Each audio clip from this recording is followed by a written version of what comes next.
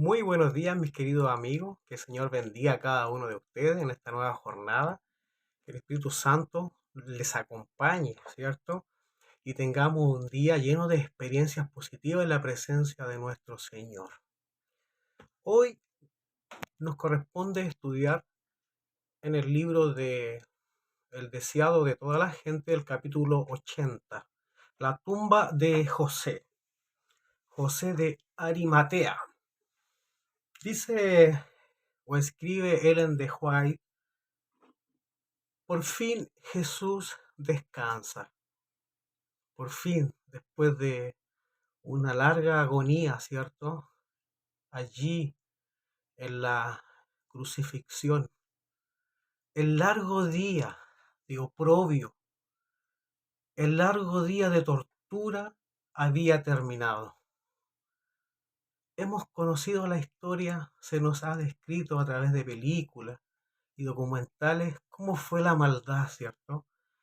Hacia nuestro Salvador, cómo fue tratado con oprobio y tortura. Fue un día que sus discípulos jamás olvidarán. ¿Y quiénes estaban allí? El día había terminado y se acercaba, ¿cierto?, la primera hora del santo día de reposo, del sábado. Con los últimos rayos del sol poniente comenzaba el día de reposo. El Hijo de Dios, nuestro Señor Jesucristo, yacía en quietud en la tumba de José.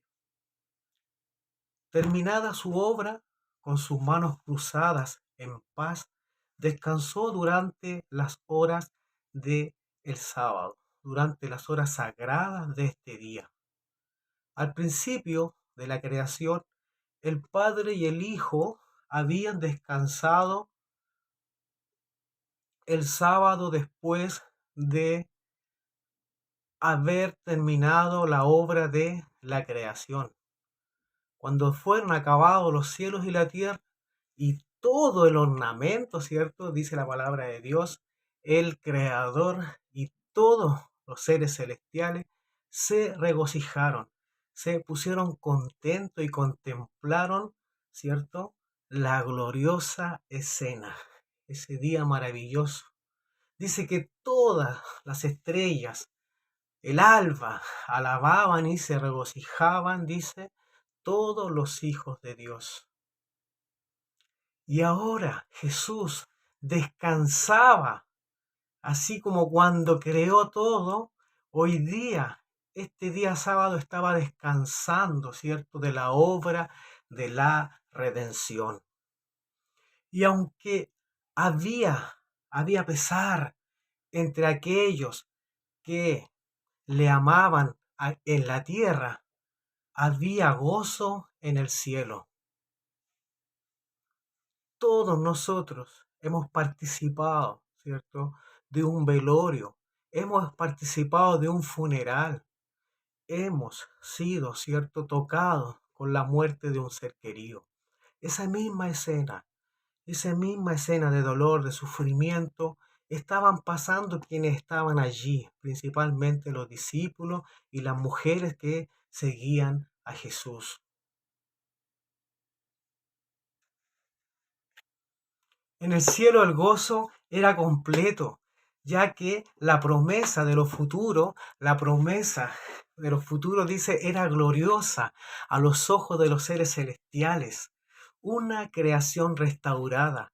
¿Cuánto tiempo ellos han esperado, cierto?, que el ser humano vuelva a tener esa relación que antes tuvo, cierto?, antes de la caída con el Señor. Una raza redimida. Eso es lo que Jesús está consiguiendo con este sacrificio, que por haber vencido el pecado nunca más podría caer. Era lo que Dios, ¿cierto?, y los ángeles del cielo veían en este momento como obra, ¿cierto?, del resultado de la obra, ¿cierto?, concluida de nuestro Señor Jesucristo. Lo que no podían ver sus seguidores acá, los discípulos, en el cielo, se regocijaban porque Cristo había vencido con su sacrificio al pecado allí en la cruz del Calvario. Por lo tanto, una creación restaurada, una raza redimida, que por haber vencido al pecado nunca más podría caer. Mire qué maravilloso, en Cristo. Descansemos en Cristo Jesús, porque Él ya pagó el alto precio que debíamos pagar cada uno de nosotros. Qué interesante, mis queridos amigos, que con esta escena, con esta escena está, dice, para siempre vinculado el día de descanso, porque Cristo lo respetó, Cristo reposó durante las horas de este día sagrado. ¿Para qué? Porque su obra, dice, es perfecta. Jesús es perfecto, Él descansó cuando concluyó su creación y descansó cuando terminó su obra, ¿cierto? Redentora. Y todo, dice, todo lo que Dios hace, eso será perpetuo. Por lo tanto, el día de reposo y la ley de Dios no ha sido abolida, no ha sido cambiada con este sacrificio. Cuando se produzca, dice, la restauración de todas las cosas de las cuales Dios habló por la boca de los profetas, que había, cierto, sido de la antigüedad, el sábado de la creación es el día en que Cristo descansó. En la tumba de José será todavía un día de reposo y regocijo. El cielo y la tierra se unirán en alabanza, dice, mientras que de sábado en sábado, ¿cierto? Vendrán todos a adorar delante de mí, dice Jehová. Las naciones y los salvos adorarán con gozo a Dios y al Cordero. En aquel día de la crucifixión de nuestro Señor Jesucristo se dieron nuevas pruebas, nuevos antecedentes que demostraban, ¿cierto?, cuál era su divinidad. Se citaron las profecías, ¿cierto? Y reconocieron que verdaderamente Él era el Hijo de Dios. Aquel día de la crucifixión, cuando las tinieblas se alzaron, ¿cierto?, de la cruz y el Salvador exhalando, ¿cierto?, su clamor, allí moribundo, dijo estas palabras, ¿cierto?, que se oyeron, y otra voz decía, verdaderamente este es el Hijo de Dios. Era este. Estas palabras, dicen, no fueron pronunciadas en un murmullo. Todo lo que estaban allí escucharon, ¿cierto? Y todos se dieron vuelta para ver quién había hablado, de dónde venían estas palabras. ¿Y saben de dónde venían? Dice Ellen de White en El deseado de toda la gente que el que habló era un centurión, era el soldado romano. La divina paciencia que Cristo expresaba mientras era juzgado, mientras era perseguido, mientras estaba siendo ejecutado. Esa paciencia del Salvador y la muerte repentina, dice que cuando muere y clama que había cumplido su obra, sin duda dice que este centurión se vio impresionado que a pesar de que él estaba muriendo, ¿cierto? De su labio salían palabras de victoria. Y en este cuerpo magullado y golpeado que estaba ahí crucificado, ¿cierto? En la cruz, este centurión reconoció, dice, la figura del Hijo de Dios en Cristo, ¿cierto? Entonces no pudo más que confesar su fe. No le quedó otra al ver esta escena que confesar su fe y reconoció quién era el que estaba allí, ¿cierto? Colgado en un madero.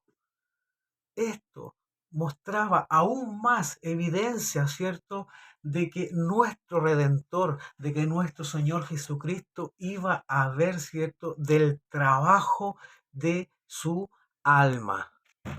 en aquel día, tres hombres que no tenían nada que ver entre sí, ¿cierto? Tuvieron un encuentro con Cristo. Esos tres hombres, era uno, el guardia, ¿cierto? El guardia romano, ¿cierto? De la guardia que él difería con uno u otro, quién era Jesucristo, reconociendo, ¿cierto? Que él era el Salvador. También aquel personaje, ¿cierto? Que tuvo que cargar la cruz del Salvador. Aquel personaje tuvo un encuentro con Cristo.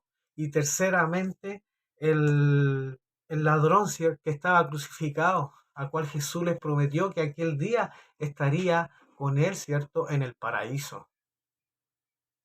Y así continuaba la escena. Y al acercarse la noche, dice que hubo una quietud sorprendente en el acento, dice, sobre el Calvario.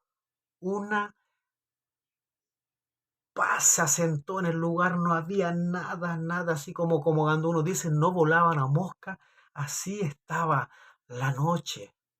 La gente, los que estaban allí se fueron cada uno, otros volvieron a sus hogares. Muchos estaban allí, ¿cierto? Por la curiosidad. Entonces se volvieron a Jerusalén muy cambiados, ya que en ese momento el Espíritu salió y tocó los corazones de las personas que verdaderamente reconocieron que Jesucristo era el Hijo de Dios. Muchos habían ido aquel día a la crucifixión por curiosidad y no porque ellos odiaban a Cristo, sino porque estaban convencidos, no estaban bien convencidos de las acusaciones que estos sacerdotes, ¿cierto?, habían levantado sobre Jesús, ¿ya? Porque ellos entendían que Jesús no era un impostor. Entonces, algunas semanas más tarde, cuando Pedro predicó y se arrepintieron en un día 3.000, en otro día 5.000, aquellas personas en aquel día del Pentecostés, ellos habían estado, siento, entre los miles que se convirtieron a Cristo, habían estado allí, habían presenciado la crucifixión de nuestro Señor. Y la crucifixión de Cristo marcó en ellos un antes y un después. Entonces, tiempo después, cuando Pedro predica, sus corazones fueron tocados, ¿cierto? Y se bautizaron. ¿Por qué? Porque ellos habían visto al Redentor. Y esa escena impactó sus vidas y las cambió para siempre. Eso tiene que suceder, ¿cierto?, en cada uno de nosotros cuando nos encontramos con la cruz de Cristo. Sin embargo, los dirigentes judíos no fueron cambiados. Sus corazones seguían exactamente igual. El odio hacia el Señor Jesucristo aún continuaba. La muerte de Jesús no calmaba ese odio que ellos sentían. No disminuyó. De esta manera, Jesús, el que había nacido en un pesebre, el que al cual una estrella había guiado a unos reyes, ¿cierto? A unos príncipes para que llegaran allí el día de su nacimiento. Este Jesús que ordenaba al mar, este Jesús que las huestes celestiales le servían y le reconocían cantando alabanza en el día de su nacimiento. El mar había conocido su voz y había acatado su orden cuando Jesús, ¿cierto?, Eh, ordenó que se calmara. La enfermedad y la muerte no podían hacer nada con él. Sanó a muchas personas. También resucitó. Los dirigentes con estos antecedentes temían que la obra, ¿cierto?, de ese día,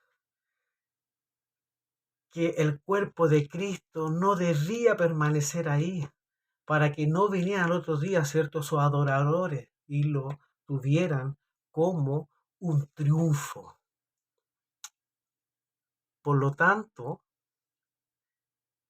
estaban decididos a que no debía ponerse el sol antes, ¿cierto?, de que Cristo fuera sacado de la cruz. y el sábado se acercaba, las horas del Santo Sábado, y ustedes saben cómo eran de riguroso, ortodoxo, ¿cierto? En el cuidado de este día. Así que entonces fueron, presionaron a Pilato y le dijeron que tenía que apresurar la muerte de las víctimas que estaban ahí antes que, ¿cierto?, que se acabara el día. Así que en razón a esto presionaron a Pilato estos dirigentes. Tampoco Pilato tenía el deseo de que el cuerpo de Cristo permaneciera, ¿cierto?, crucificado ahí durante el siguiente día. Por lo tanto, se dio la orden de quebrar, ¿cierto?, las piernas de los otros dos que estaban junto a Jesucristo. Y a Jesucristo no, porque se dieron cuenta que ya que estaba muerto. Por lo tanto, allí se cumple, ¿cierto?, la profecía, lo que se había escrito de que su cuerpo no había sido quebrantado. Esto conforme, ¿cierto?, a todos los ritos que se realizaban allí hasta ese día en el santuario con los corderos, ¿cierto?, que tenían que estar todos sanitos, todos limpios. Entonces hasta los sacerdotes, los príncipes, ellos se extrañaron, ¿cierto?, que Cristo ya había muerto.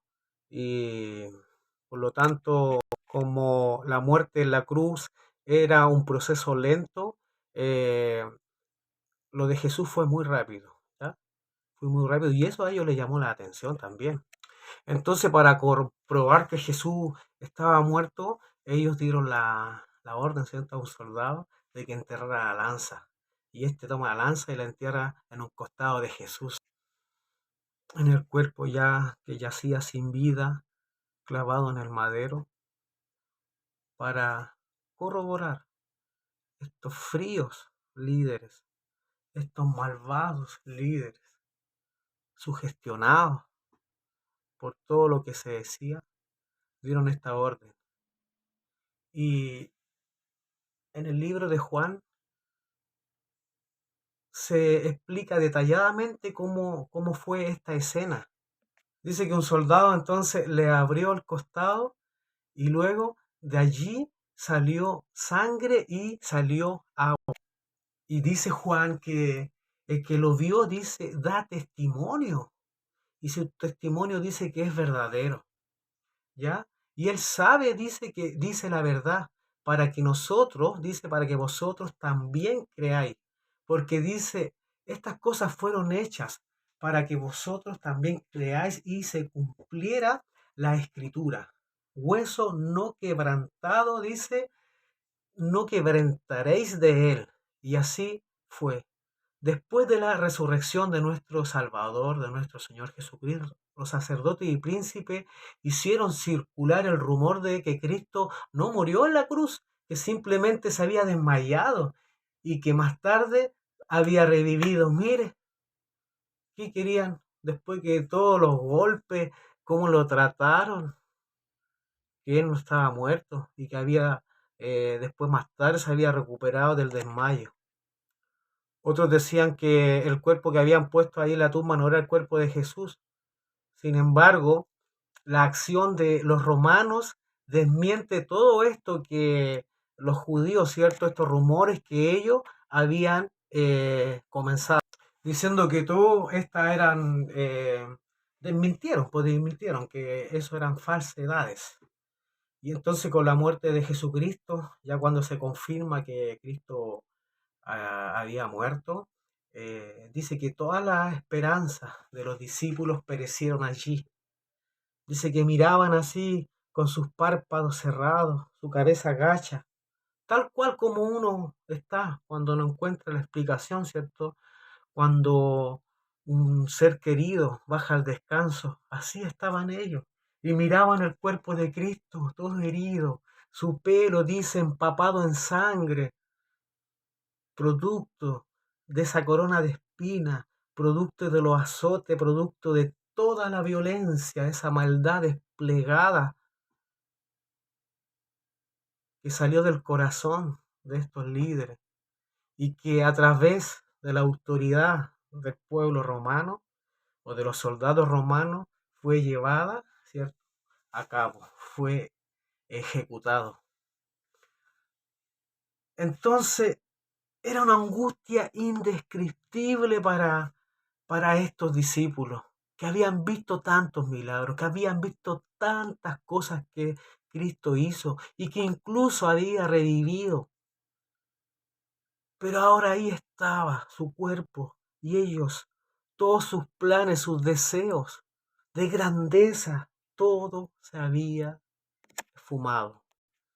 Hasta el final, ellos no podían creer que había muerto. Pero ¿cómo si después de todo cómo va a estar muerto? No puede ser. No podían creer la escena que ellos estaban presenciando. Abrumados, dice, por el pesar, no recordaban las palabras de Jesús que habían predicho esta misma escena.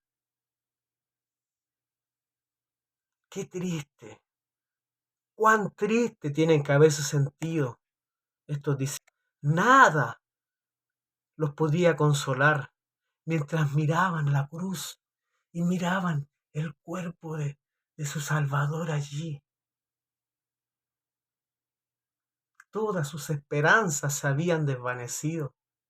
Nunca, dice, antes habían sentido tanto su valor, su necesidad de su presencia, como en este momento.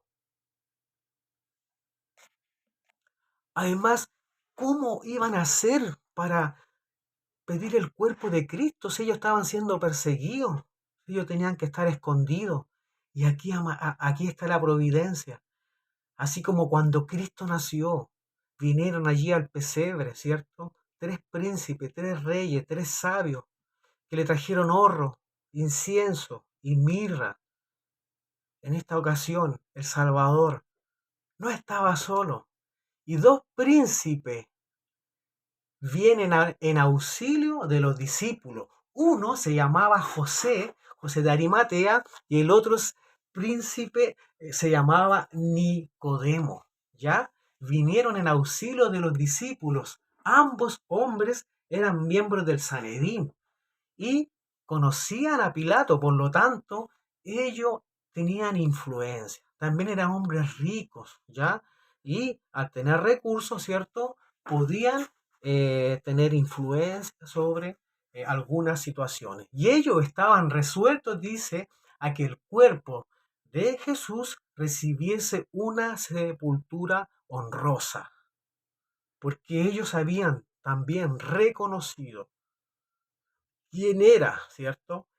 Nuestro Salvador.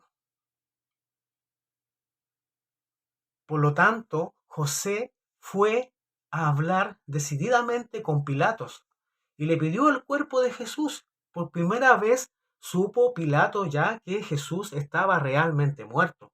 Por lo tanto, los informes contradictorios que le habían llegado, que no era Jesús, los rumores que habían hecho correr los judíos, entonces fueron desmentidos. Entonces, con el conocimiento ahora Pilato de que Cristo realmente estaba muerto, Pilato ya había sido entonces advertido por los sacerdotes y príncipes contra el engaño de los discípulos de Cristo respecto a su cuerpo. Entonces, en razón a eso, al oír la petición de José, mandó llamar al centurión que había estado allí, ¿cierto?, encargado de la cruz, y supo con certeza, dice, de la muerte de Jesús. Entonces, oyó también de él, del centurión, el relato de las escenas del Calvario y confirmaba el testimonio de José. Por lo tanto, se comprobó de esta manera que Jesús había muerto. Entonces se le concedió a José lo que él pedía. Se le entregó el cuerpo de Jesús. Mientras Juan entonces se preocupaba por la sepultura de su maestro, José volvió a ellos con la orden de Pilato, en la que decía que tendrían que entregarle el cuerpo de Cristo.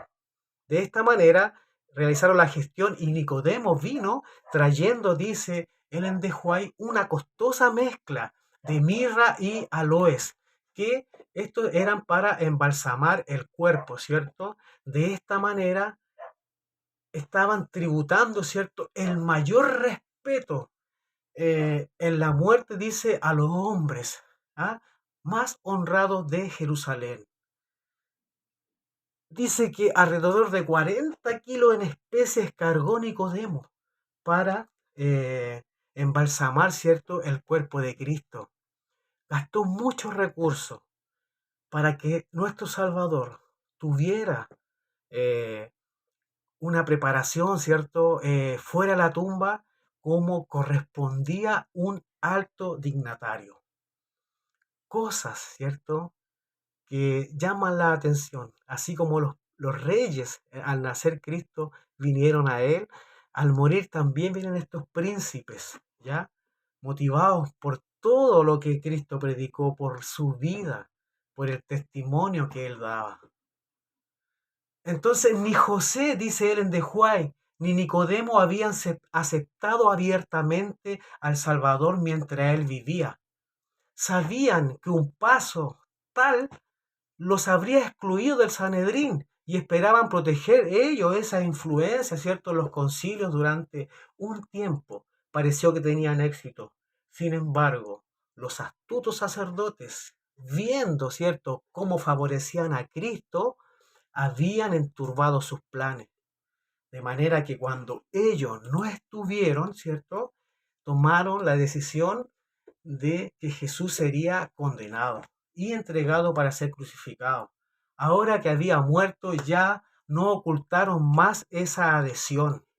Mientras los discípulos tenían miedo de manifestar, ¿cierto?, abiertamente como seguidores de Jesús, José y Nicodemo acudieron osadamente a su auxilio.